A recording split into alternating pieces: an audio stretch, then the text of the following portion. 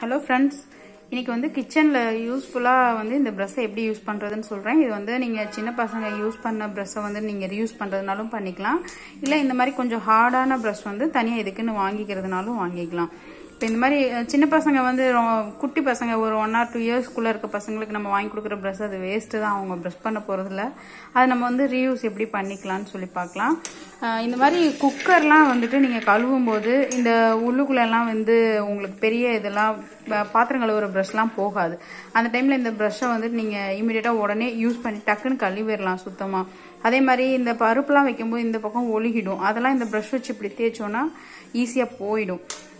குக்கரோட மூடியில பாத்தீங்கன்னா இந்த ஓரத்துல எல்லாம் வந்து உங்களுக்கு குழம்பு பட்டுச்சுனாலோ ஏதாவது பட்டுச்சுனாலோ உங்களுக்கு அசிங்கமா இருக்கும், அது அப்படியே புடிச்சிரும். இதுக்கு அடியில எல்லாம் நம்ம வந்து எப்பவுமே கழுவ முடியாது பிரஷ் வச்சு, அது ரொம்ப சிரமமும் படணும் இதுக்குள்ள விட்டு அந்த பக்கமா எடுத்து கழுவுறதுக்கு. அந்த மாதிரி டைம்ல இந்த மாதிரி பிரஷ் வச்சு நம்ம யூஸ் பண்ணணும்னா ஈஸியா கழுவிடலாம். இந்த விளிம்பு இருக்கு பாத்தீங்களா, இந்த நம்ம வாசர் போடுவோம்ல, அந்த விளிம்புல நம்ம ஒருவேளை பருப்புலாம் வேக வச்சோம்னா இதுலயும் வந்துட்டு உங்களுக்கு அசிங்கமா போய் தங்கிடும்.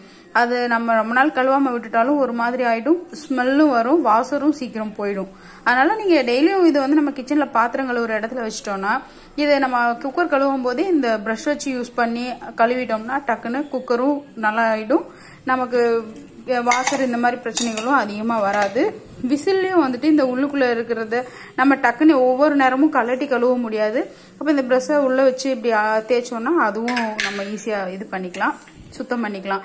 ரெண்டாவது இந்த பிரஷ் வச்சுட்டு வேற என்னெல்லாம் நம்ம இது பண்ணலாம்னா, கிரைண்டர் கழுவும் போது கிரைண்டரோட விளிம்புல பாத்தீங்கன்னா உள்ளுக்குள்ள ஓரத்துல இந்த மாதிரி அந்த ட்ரம் இருக்கும் இல்லையா, அந்த ட்ரம்மோட ஓரத்துல பாத்தீங்கன்னா வெளியில பாத்தீங்கன்னா உள்ளுக்குள்ள ஃபுல்லா மாவு இருக்கும். நம்ம இப்படி தொடச்சு இப்படி சுத்தும் போது தொடச்சு மாவு எடுப்போம்ல, அப்போ வந்து அந்த விளிம்புலயும் போயிருக்கும். எப்ப கிரைண்டர் கழுவுனாலும் அது உள்ள இப்படி வச்சு பிரஷ்ஷை ஒரு 2 சுத்து இப்படி சுத்தி கழுவிட்டோம்னா, பிரஷ் இப்படி வச்சு சுத்தி கழுவிட்டோம்னா உங்களுக்கு ரொம்ப ஈஸியா இருக்கும். வேற ஏதாவது இடுக்கான பொருட்கள் கழுவுறதுலயும் உங்களுக்கு சிரமம் இருந்துச்சுன்னா கழுவிக்கலாம். கேஸ் ஸ்டவ் சுத்தம் பண்ணும் போதும் வந்துட்டு உங்களுக்கு அந்த ஓரத்துல எல்லாம் டக்குன்னு பிரஷ் வச்சு தேய்ச்சோம்னா பளிச்சுன்னு வந்துடும்.